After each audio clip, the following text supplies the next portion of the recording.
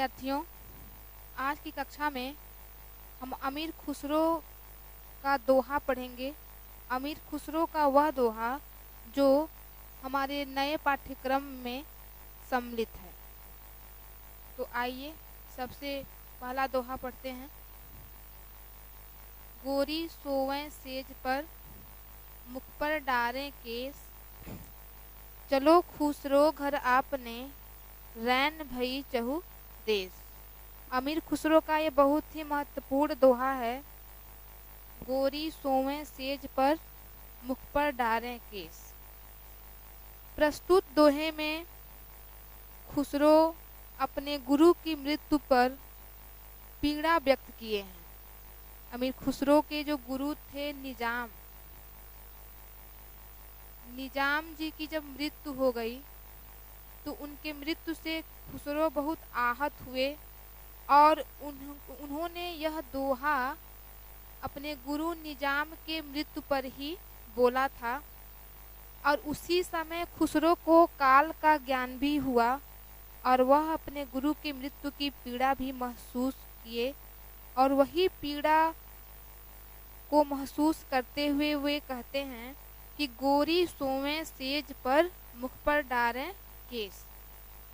खुसरो अपने प्रिय गुरु की मृत्युशैया पर बैठकर बोले कि मेरे निजाम ऐसे लग रहे हैं, यानी जो उनके गुरु हैं निजाम, उनके लिए वह कहते हैं कि मेरे निजाम, मेरे गुरु ऐसे लग रहे हैं जैसे कोई गोरी सुख की सेज पर, मुख पर अपने केस को यानी अपने बाल को बिखेर कर, अपने बाल को अपने मुखमंडल पे फैलाकर सो रही हो। खुसरो अपने गुरु की मृत्युशैया पर बैठकर बोल रहे हैं कि मेरे गुरु, मेरे निजाम ऐसे लग रहे हैं जैसे कोई गोरी सुख की सेज पर अपने मुख पर अपने केस राशि को डाले सो रही है। अर्थात उसे उसके प्रिय मिल गए हैं, उसे उसके प्रियतम की प्राप्ति हो गई है या उसका अपने प्रिय से मिलन हो गया है। इस दशा को देखते हैं और देखने के उपरांत खुसरो स्वयं से कहते हैं, अपने आप से कहते हैं कि चल खुसरो घर आपने, रैन भई चहु देश। खुसरो स्वयं से कहते हैं कि अब बहुत रात हो गई और अब अपने घर, अपने प्रिय के घर जाने का समय आ गया है। अर्थात अब परमात्मा को प्राप्त करने का, परमात्मा के शरण में जाने का समय आ गया है। एक बार पुनः सुना। गोरी सोवें सेज पर, मुख पर डारें केस, चल खुसरो घर आपने, रैन भई चहु देश। यह दोहा खुसरो अपने गुरु निजाम की मृत्यु पर बोले थे, जिस समय उन्हें समय का ज्ञान हुआ और अपने गुरु की पीड़ा भी वह महसूस किए।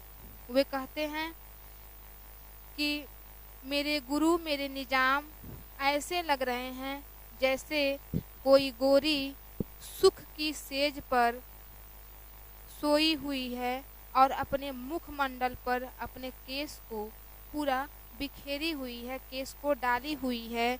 अर्थात वह अपने प्रियतम से मिल चुकी है, उसका मिलन उसके प्रियतम से हो गया है। चल खुसरो घर आपने, रैन भई चहु देश। रैन मतलब रात। और तब इस दशा को देखकर खुसरो अपने आप से कहते हैं, स्वयं से कहते हैं कि अब चारों ओर अंधेरा हो गया है। चहु मने चारों ओर से अब अंधेरा व्याप्त हो गया है, रात हो गई है और अब अपने घर चलने का समय आ गया है। अर्थात अब संसार में बहुत समय व्यतीत हो गया और अब परमात्मा के शरण में जाने का वक्त, जाने का समय आ गया है। अगला दोहा खुसरो का। खुसरो रैन सुहाग की, जागी पी के संग, तन मेरो मन पियू को, दो भये एक रंग। खुसरो रैन सुहाग की, जागी पी के संग। इस दोहे में कवि ने मायाग्रस्त होकर संसार में भटक रही आत्मा के ज्ञान होने पर अपने पिता परमात्मा के घर जाने का संकेत दिया है। इस दोहे में कवि यानी खुसरो मायाग्रस्त जो जीव है, जो संसार में भटक रहा है, उस आत्मा को, उस जीव को जब ज्ञान की प्राप्ति हो गई, ज्ञान की प्राप्ति हो जा रही है, तब उसे अपने पिता अर्थात परमात्मा के घर जाने का संकेत दिए। उसे अपने पिता परमात्मा के घर जाने का संकेत दे रहे हैं। और इसमें कवि यह कहते हैं कि खुसरो रैन सुहाग की जागी पी के संग। खुसरो कहते हैं कि जब मैं जागी तो मुझे ऐसा आभास हुआ कि दिन निकल आया है।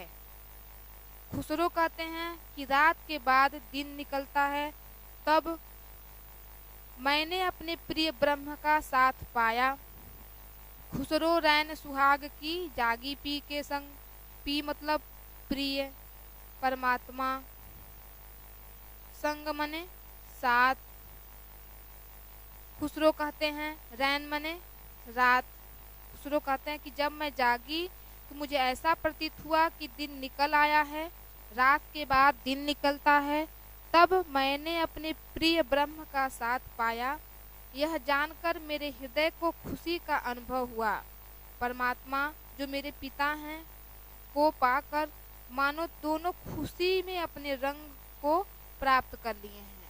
अर्थात मैंने ब्रह्म तथा परमात्मा दोनों को अपने नज़दीक पाया, जो मेरे हृदय को खुशी देने वाला लगा। मेरे लिए तो दोनों एक ही हैं। ब्रह्म और परमात्मा दोनों ही मेरे पिता हैं।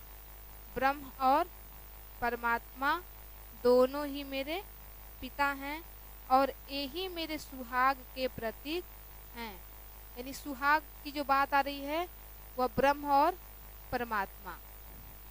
खुसरो रैन सुहाग की जागी पी के संग। खुसरो कहते हैं कि जब मैं जागी तो अपने साथ अपने प्रिय परमात्मा को प्राप्त करके मेरे हृदय को अत्यधिक आनंद की अनुभूति हुई। तन मेरो मन पियु को दोऊ भय एक रंग। और मानो मैं परमात्मा जो मेरे पिता हैं को भी पाकर मानो दोनों की खुशी में अपने को रंगा हुआ पाया। अर्थात मैंने ब्रह्म तथा परमात्मा दोनों को अपने नज़दीक पाया, जो मेरे हृदय को खुशी देने वाला लगा। और मेरे लिए दोनों एक ही हैं। ब्रह्म और परमात्मा दोनों ही पिता हैं और यही मेरे सुहाग के प्रतीक हैं। अगला है चकवा चकवी दो जने।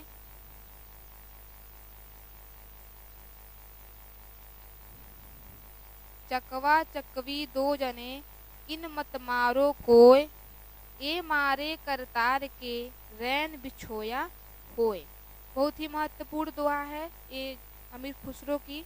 इस दोहे में दो बिरही, बिरही कौन है? चकवा और चकवी। दो बिरही, बिरही में चकवा चकवी। इस दोहे में दो बिरही चकवा चकवी पक्षी की पीड़ा के माध्यम से आत्मा और परमात्मा के बिछोड़ने की बात कही गई है। प्रस्तुत दोहे में दो पक्षी या दो बिरही जिसमें चकवा और चकवी के बिछड़ने के माध्यम से आत्मा और परमात्मा की बात कही गई है। चकवा चकवी दो जने इन मत मारो कोय। कबीर कहते हैं कि चकवा और चकवी ये जो दो पक्षी हैं इसे कोई मारे मत। अथवा अमीर खुसरो चकवा चकवी पक्षी के माध्यम से कहते हैं कि जिस प्रकार चकवा चकवी पक्षी दिन में तो मिल जाते हैं लेकिन रात आते ही बिछड़ जाते हैं, ठीक वैसे ही आत्मा और परमात्मा अलग अलग हैं। चकवा चकवी दो जने इन मत मारे कोई। इसलिए जो चकवा चकवी दो पक्षी हैं इसे कोई न मारे, क्योंकि ए मारे करतार के रैन बिछोहा होए। करतार मतलब परमात्मा, क्योंकि ये पहले से ही परमात्मा के द्वारा मारे हुए हैं, जिन्होंने रात में इनके वियोग को निर्धारित कर दिया है। चकवा चकवी दो जने इन मत मारो कोई। खुसरो कहते हैं कि चकवा चकवी जो दो पक्षी हैं, जो दो बिरही हैं, इन्हें कोई न मारे। ए मारे करतार के रैन बिछोया होए, क्योंकि ये पहले से ही ईश्वर के द्वारा रात में बिछुड़ने की मार खाए हुए हैं। रैन बिछोया, रात के वियोग का दुख ईश्वर के द्वारा इन्हें पहले ही मिल चुका है। अर्थात चकवी पक्षी दिन में तो मिल जाते हैं, लेकिन रात आते ही दोनों बिछुड़ जाते हैं। ठीक वैसे ही जैसे आत्मा और परमात्मा दोनों अलग अलग हैं। ये दोहा अभी जो आप पढ़े हैं, ये हमारे जो नया पाठ्यक्रम है हिंदी का, उसमें संकलित है। फिर कल की कक्षा में अमीर खुसरो की पहेली, कव्वाली, गीत के साथ पुनः उपस्थित होंगे। धन्यवाद।